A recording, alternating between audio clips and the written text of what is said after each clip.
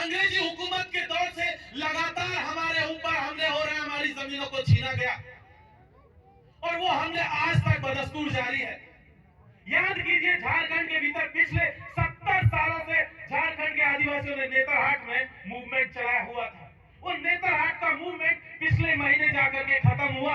70 साल लगे उन्हें अपनी जमीन बचाने के लिए, और उसी तरीके का संकट यहां पर भी है सेंचुरी के नाम पर। ये याद करने की जरूरत है कि इसी तरीके का एक आंदोलन छत्तीसगढ़ के भीतर सिलगेर के आदिवासियों ने चलाया हुआ है कि किस तरीके से वहां पर आदिवासियों की जमीनों को लगातार छीना जा रहा है। कहा जा रहा है कि यहां पर पुलिस कैंप बनाया जाएगा, लेकिन हम जानते हैं कि ये पुलिस कैंप के नाम पर दरअसल हमारी जमीनों को, हमारे जंगल को, हमारे पहाड़ को, हमारी नदी को ये लोग सुखा करके, जमीन दोज करके यहाँ पर प्राइवेट कंपनियां लगाना चाहते हैं, उनके लिए मुनाफा देना चाहते हैं ताकि उनका मुनाफा बढ़ता रहे और हमें इस जमीन से खत्म कर दिया जाए। और इस साजिश को भी समझने की जरूरत है।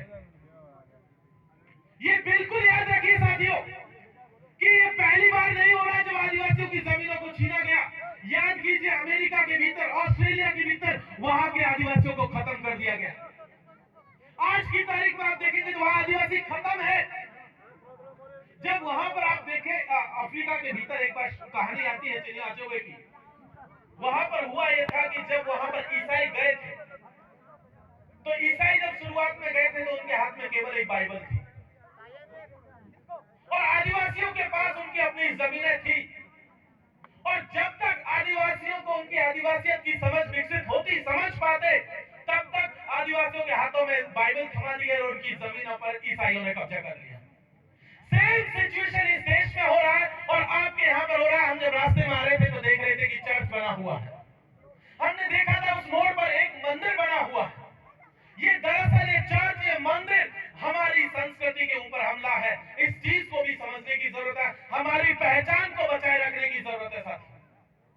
अगर हमने इस पहचान को नहीं बचाया तो हमारे पास कुछ नहीं बचेगा। अगर हमारी जमीन छीन ली गई तो हमारी संस्कृति खत्म हो जाएगी, और जिस दिन संस्कृति खत्म हो गई, ये मान लीजिएगा कि हम साबित नहीं कर पाएंगे कि हम आदिवासी हैं कि नहीं है।